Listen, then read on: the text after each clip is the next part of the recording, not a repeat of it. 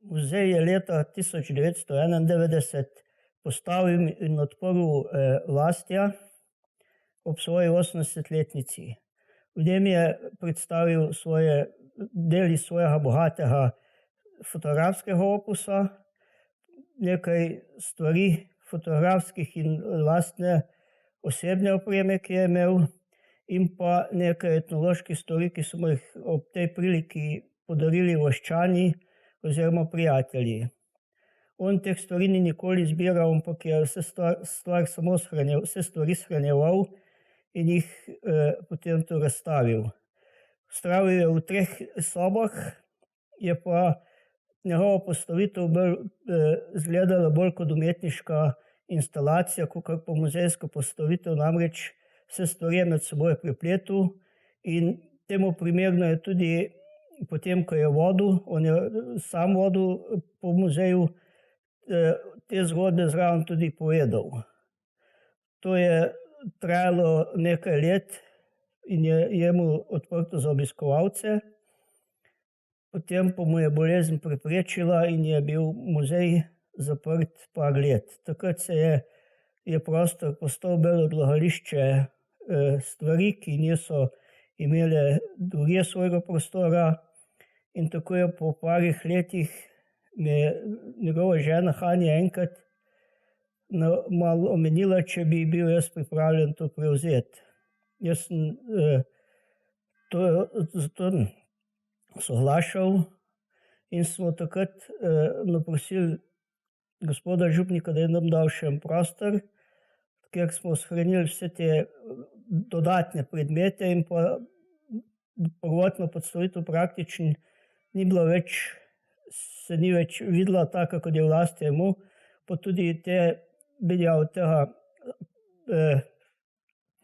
teksta, ki ga je vodil, oziroma to, kar je on pripovedoval, ni bil nikjer zapisan, zato sem jaz polej postavitev nanovno postavil predmete, in sicer, da je v eni sobi bila fotografski del, v eni sobi etnološki, v eni sobi pa njegova dela in pa nekaj iz življenja. Po 15 letih sem potem jaz tudi stvar opustil, ker sem videl, da nima smisla, je pa takrat občina že iskala skupno z župnijo, ker namreč lastništvo po Lastjevi smrti je lastništvo prevzela, je podaril župniji, občina je pa finančno se skozi skrbelo za to, da je muzej deloval tako, kot je. Sami fotografska zbirka je v bistvu nekje bilo predstavljeno razstava kamer in pa fotokamer in pa kinokamer, namreč on je tudi s filmom se ukvarjal, ker je bil v kliničnem centru zaposlen kot fotograf in je takrat snemal tudi operacije, posnel več filmov, zdaj so študenti se učili, kako potekajo operacije. Tako da to so samo razstavljeni, obenem sem pa takrat postavil še improviziran 2 temnici, in sicer ena, ki je začetka, ko so se začele fotografije, oziroma pa temnica, ki so jo uporabljali amaterji, ker je brez uporabe elektrike, takrat je bila še petrolejka in pa sončna svetloba, s pomočjo katerih so razvijali to. In pa potem druga temnica, improvizacija druge temnice, ki je pa že s povečevalnikom, namreč takrat so iz negativov lahko delali samo fotografije istega formata, kot je bil negativ. Takrat se je slikali na plošče in plošče so bile tudi večjega formata, zato je bilo to možno. Potem je pa prišel film, ki je bil pa manjšega formata in takrat je bil pol potreben pa povečevalnik, in eden teh povečevalnikov tam sreda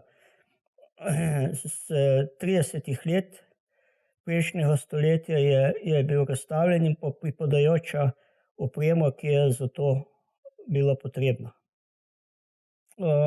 Jaz sem se s fotografijo začel ukvarjati že v osnovni šoli, sem hodil k fotokošku, potem v srednji šoli smo malo in ko sem prišel nazaj v žiri, sem se zaposlil, smo s prijatelji, ki so tudi nekaj se s tem ukvarjali, začeli razmišljati, če bi ustanovili fotoklub, vendar nismo imeli toliko moči, da bi fotoklub ustanovili, smo pa v planinski sekciji so nas sprejeli, da smo ustanovili fotosekcijo. Takrat je pa eden od teh prijateljev bil tudi nečak od Vlastijeve žene, Mirko Cankar, in se je zmenil z Vlastijem in je bil Vlaste ves navdušen seveda, ker on je komaj čakal, da lahko kaj fotografij počel okrog tega in je potem priredil tečaj in je pol hodil v Žir vsak petek, smo imeli tečaj, po tečaju seveda pa trenerski del in tako smo hodili pol vsak petek več let. Tudi je pa še dodatno naredil tečaj in seveda po teh tečajih smo šli pa ponovadi oziroma po trenerskem delu smo pa ponovadi šli še na kakšen kozarec in tako. Jaz pa malo bolj tak siten pohopčen, kot sem bil, pol smo pa začeli kaj bolj in smo pol so se tako spoznala bolj in sem pol včasih začel tudi tule v Mihevk, pa tudi nas je povabil velikat v Mihevk. Pol sem začel pa še tako hoditi tudi sam. In je bilo zanimivo predvsem zadnja leta, ko je pripravljal svojo knjigo. On je namreč imel željo tudi knjigo izdati, ne samo muzej si postaviti. In je ko sem prišel, je bil zadnja leta prej, prednega je bolezen, je praktično bil samo v knjigi vselej, sem vedel, v katerem času živi. Ko sem prišel, mi je začel razlagati določene stvari, predvsem ga je okoli tigra veliko se ukvarjal, tudi z Justom Hodničem je še precej posnel njegovih, takrat mu je hčer tak majhen magnetofon priskrbela, je še posnel njegov prihod vojne. Pa to je bilo zanimivo, namreč on je začel knjigo, je mislil začeti z demonstracijami v Ljubljani na Adamič-Lundrovo nabrežje se zdaj imenuje, takrat so v tistih demonstracijah ta dva človeka ubili in pri tem je sodeloval tudi njegov oče. In tu naj bi bila geneza Vlastijevega uporništva oziroma delovanja za domovino. On je skozi domovino delal, da ne glede, kakšna je bila, katera je bila ta domovina, no, v glavnem za slovensko se je štel. In zanimivo je še to, kako se je knjige lotil, takrat še ni bil, to je bil še prednje računalništvo bil, to je bil tam v 80 letih recimo in si je, danes bi rekli, trdi disk si je mislil analogna varianta trdega diska, namreč on je imel kup teh papirčkov, on je si kaj zamislil, pa je napisal in je to se pravi, ni bilo interneta, je hodil po knjižnicah, po arhivih in je to brskal te podatke, tako od teh demonstracij popol naprej in to je bilo zelo zamudno delo. Pa si je pa to na listke zapisoval in si dal na restomaro s 25 predali, od A do Ž je vsak predal bil označen in je pa v tisto metal te listke. In da je pa,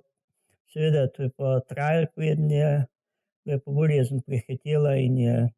tega pol ni. Tale so bile zanimive stvari, me pripovedoval sem jaz takrat, seveda se mi zdelo zanimivo, nisem pa kaj več okoli tega, sem rekel, to bo itak napisano, nima smisla kaj več na tem delati. To je njegova stvar. So bili pa zanimivi večeri včasih.